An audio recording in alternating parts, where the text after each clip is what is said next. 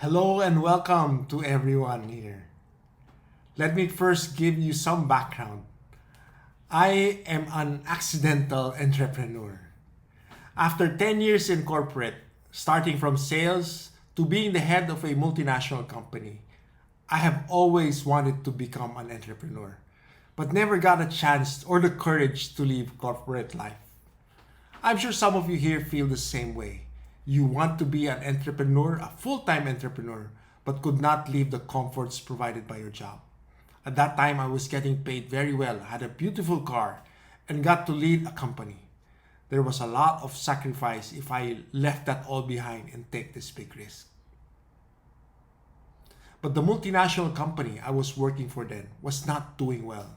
And the global direction was to sell our business to another company much bigger than us, who already had a CEO, leaving me no choice but to accept the redundancy package.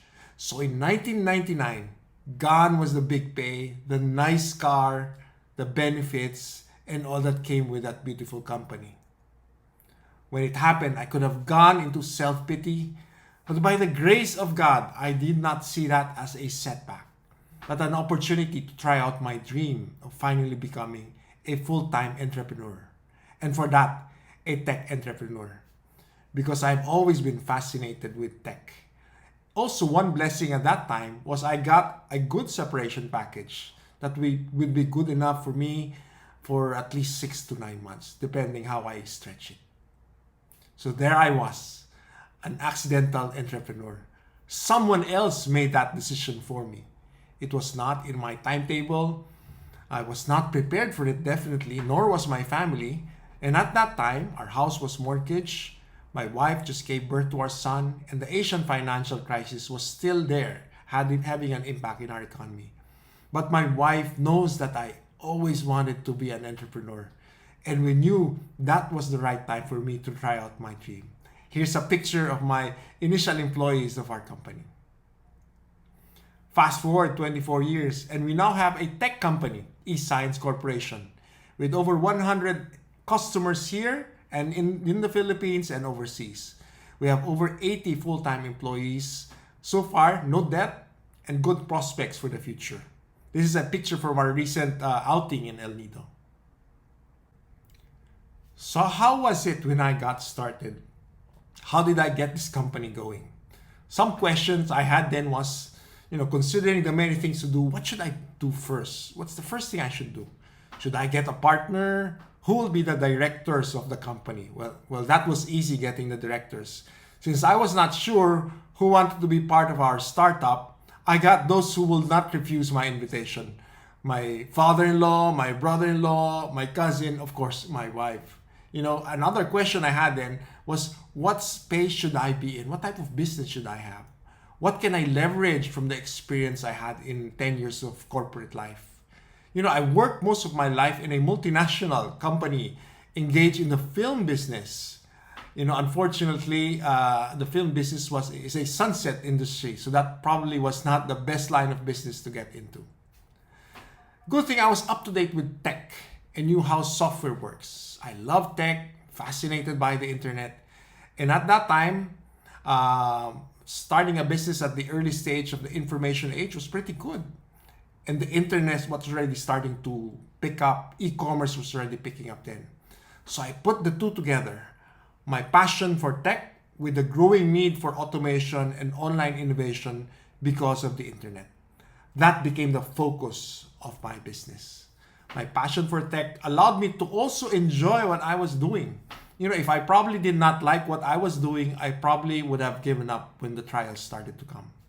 So passion for what you are doing is important in choosing the business you want to do. I even made a checklist on how I wanted the business to be, including a short business plan, a brief financial projection, which actually was more like how long before the money runs out. What I learned in that business plan is, you really need to make it flexible enough and be able to adjust depending on how things turn out, because there are many factors you could not control. You can be very firm about your vision for the company, but be flexible with your tactics on how you will execute. So in case one part of the business does not turn out well, you can still continue.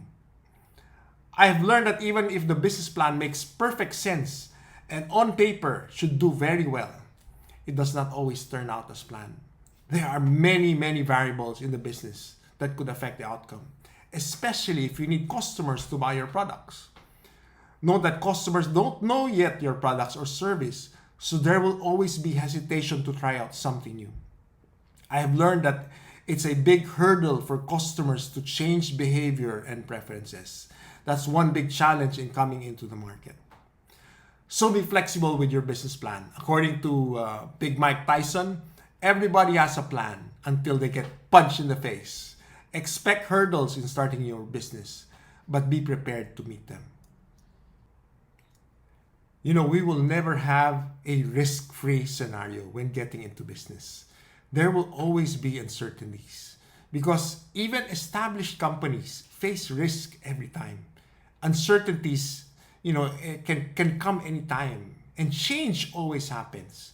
No matter how big or established your company is, there is just greater risk in starting a company because you put your personal resources and time on the line.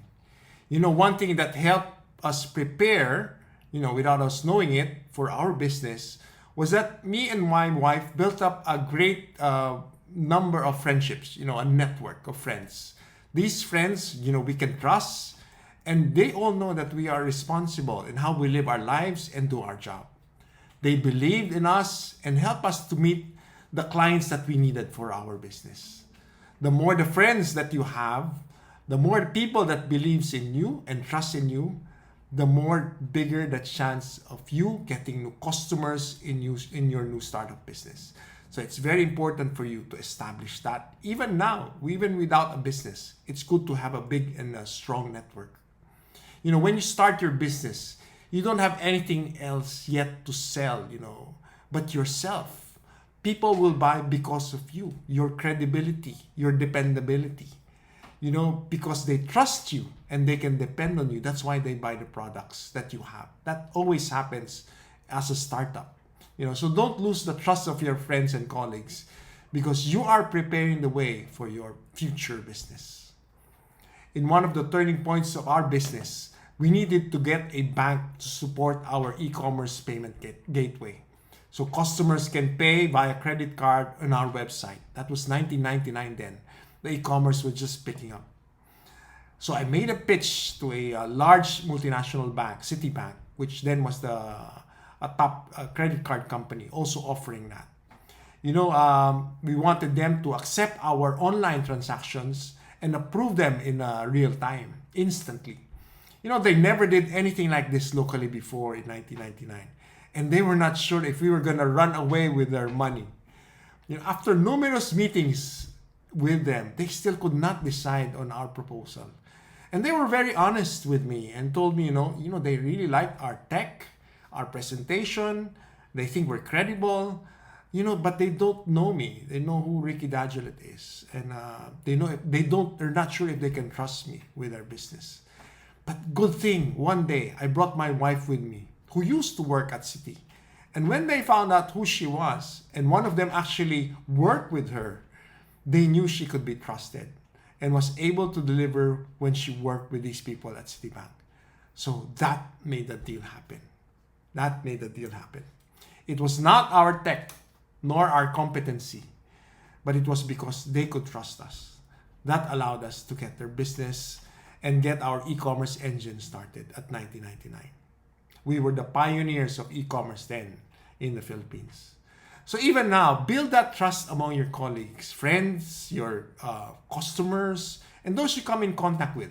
Who knows, they could be your future customers or partners in the business. And even if you don't get to start the business or the business does not turn out well, you have promoted trust, you have promoted dependability, integrity, reliability, and probably made the world a much better place. So some of you would ask, what business should I get into? There are many factors to consider, like, where is your target market? Where is it going? If you're planning to go into tech, where is that going? You have to find that out. You want to be there when they get there as well and not be late or trying to catch up. Best is to make sure your business takes off at the start. When it takes off, it intersects with the needs of your target market. You need also to find inefficiencies in that market, the opportunities to do things better. Spend as much time with those into that type of business or working with people in that business that you want to get into. Learn as much as you can and use the internet to find out more about this business, especially how this business is done in other countries. Find out if the business landscape is changing, who are the potential competitors, and how will you be able to carve out a niche in a ever-changing competitive environment. One thing happened the past few years was the lockdown. A lot of people had a shift on having a lot more concern towards their safety, towards their health, and that opened up a lot of new opportunities and new types of business, like especially in the online space. So watch out for those things that change in our business landscape, because they could provide an opening for you to come in. Combine what you know and your capabilities with where the market is going, and then identify where they will intersect. One thing you should also ask yourself is, what do people ask from you the most? What do they ask about? Do they ask you for your favorite recipe, or ask you for financial advice, or help them fix their stuff? What do people also regularly complain to you about? And they're always asking you about certain opinions on certain matters. What are these things that they're asking you about? These actually are good indicators of how people perceive you and your skills, what they think you are good at, and where you can help them the most. In what are your capabilities as well. So these are the things you need to find out. Who are these people that are talking to me, asking me for favor or for things to do? And that's a good indication what type of business you are being called to. Even now, why not try giving your advice or service in your area of expertise? You can start a video blog, post your ideas, and maybe these things can open up doors for you and give you more insights on how you can use your expertise to start something big. This can also open up potential partnerships. You can also use that to validate your plans, challenge your ideas, and help you meet your dreams. What's important now is people should know what you are good at. And this will be a good head start for your future business. You're already promoting your business by promoting yourself. Remember, at the start, you are selling yourself, then your products. Build your reputation while you're still developing your products for your business. And then once you have a plan, rate it based on these 4 factors: effort, profit, impact, and vision. How much effort is needed? Is it realistic? Can I really do it? Can I really run the biz? Will this generate enough profit? And more importantly, the cash flows to sustain the operation. The third, what is the impact on the market? Will you be a follower, or will you change the world? Is the product world class, which is what is needed right now? And can it compete with local and international players? Lastly, does this business align with your vision for yourself, your family, and other people as well? If you are married, you need to have a serious conversation with your spouse so that both of you will own this decision to start a business. You need your spouse on your side, supporting your plans and dreams. For me, all the major decisions of our company was made with my wife, Brenda. She is my sounding board, helps me avoid mistakes, and got me to see things differently, from a different perspective. Very important for you is to have this in your business, because you sometimes get too involved in the business and you need someone to tell you and to help tell you what's right and to think straight. It will also be good to involve in your board some consultants to help you in making major decisions. Another option is to hire a company like Power in You. They do coaching, can help you start in your business. This is when you need help the most, when you're starting. So I hope you can get them to help, like Power in You, to help also in your startup business. Now, question is, should I partner with someone or get my family, friends involved in the business? That's always a question being asked to me. What I can say as a guide is 1 plus 1 should be equal to 3, not 2. Your partner, your potential partner, should add significant value that by coming on board, you will triple, not just double your chance of success. That is how important the partner should be and contribution that they will give. In short, the contribution to the business should be significant. The partner should also share in that the vision you have for your company.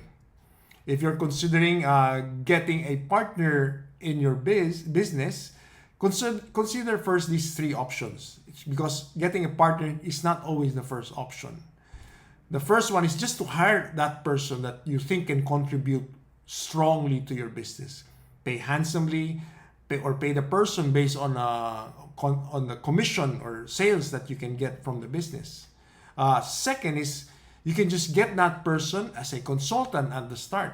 At first, to gauge the contribution that the person can give, how much the person really knows about the company and how the person can really help. It's more really just trying to figure out where that person can come in the future. Get them first as a consultant. Third is to give stock options so that the person can leverage on these options if the business succeeds. So getting someone on board as a partner is not the only option. You really have to give it a lot of thought if you want a partner in your business. Because you can change your product, you can change your service, you can even pivot, but you can't easily change the partners you have in your business. And if you really need a partner in the business, be very clear on who makes the final decisions and define in detail each one's participation and involvement in the business, both time and resources. Starting a business has its shares of struggles. And one of the struggles we had when we started and continue to have is the difficulty of getting good talent. Since we are an IT company, our key resource, or I would say the lifeblood of our company, are our people. From project managers to software developers, support engineers, they help us create new software and solutions and help us to support them as well. IT is a global industry and we need to use global standards and global talent in how we do things. We compete with companies both here and overseas because software can be deployed and supported from anywhere in the world. We always compete for good talent, and this is where we continue to face challenges even up to now. That is why we try to be very creative in our compensation package, our benefits, our pay scale, and also the stock options we offer to our employees. In our 23 years at eScience, the business was never in cruise control. We always face challenges. And that is probably one of the things that makes business very interesting for us. I mentioned earlier stock options. Out of the 80 employees of our companies, half are already shareholders. Employees under our stock option plan now think as partners and owners when dealing with the company, giving us very rich inputs and greater participation in the business. Employee stock options can also help keep your talented employees. Maybe in the future I can talk more about our employee stock option plan for those who are considering this option. Now, how do I raise money in starting a business? That's always another question being asked. You need to show your possible investors that you are ready and serious in putting your hard-earned money into the business. That is what they want to see. They want to see your commitment. They want to measure how serious you are in this business. Show them the potential of the business. Share the opinion of others in that industry so that they can affirm or reassure your investors that there's really a big potential for this business to pick up. And of course, they also want to know when or how they will get their money back. Be ready with that as well. Be honest with them with the risk and the opportunities the business has. Investors always appreciate transparency and honesty from you. They might also not give you all the money that you need right now, but pay you based on the progress of your business or success factors you need to hurdle. Now, if you really have a strong call to be an entrepreneur, I suggest to just do it. Try to just minimize the risk. Prepare as much, prepare well for it, develop your network, and start testing your ideas. Don't wait too long. We will never be ready for this jump into entrepreneurship. The call to entrepreneur is great. It has a lot of challenges, needs a lot of sacrifice, but the rewards of making your own challenge, owning your own time, charting your own course is worth the sacrifice. When I was still working then, there were many times, that would fill us with joy when we would close large deals or make our quota for the year. But let me tell you, that does not compare to the joy when closing a major deal in your own company, or see your company grow and share the success with the people in your company. I already forgot all the details of the major deals we closed before when I was still working, but I could not forget the deals we closed when I was already an entrepreneur. You also might ask, is luck a factor in a successful business? Luck has a play in it. But I believe that being at the right place, at the right time, with the right tools and the right attitude towards business will help you succeed. It might not mean having a billion-dollar business, but if the business is able to make other people's lives better, if you are able to help society and promote the right values, then I can say you are a successful entrepreneur. Success is not measured by how big the business is, but how you have helped and made this world a better place for others. Let me end with a story of three men working in a skyscraper. They always compare their lunch, and each time they would get frustrated because they keep on getting the same lunch every day. Then one day, they all decided and told all their friends at work that if they received the same lunch that day, they would jump off the building and kill themselves. The next day came, and the first one opened his lunchbox and saw the same lunch, fish again. So he jumped from the skyscraper and killed himself. The second one also had the same lunch, chicken again. Again, he jumped and killed himself. Then the last one, hoping that the lunch he has will finally be different, so the same one, pork again. He jumped, killed himself. The next day, the wives of these three men saw each other in the funeral and tried to console each other. The first wife of the wife of the first man said, she was crying and she said, if my husband only told me he was already tired of receiving fish each time, I could have changed it, but he never told me. The wife of the second man also said the same thing. She said, my husband never said a word to me that he was fed up with the lunch I was giving him. And I thought the chicken was good, so I kept on giving him chicken every day. Finally, the wife of the third man spoke. But she was more confused than sad and said to everyone, I could not fully understand why my husband killed himself because of the lunch. Because he was the one preparing his own lunch. Ladies and gentlemen, we prepare our own lunch. And if we don't like our lunch, then we change it.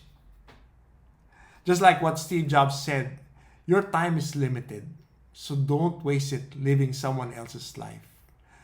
God bless you all, ladies and gentlemen, and all you future entrepreneurs. And thank you for your time tonight. Goodbye.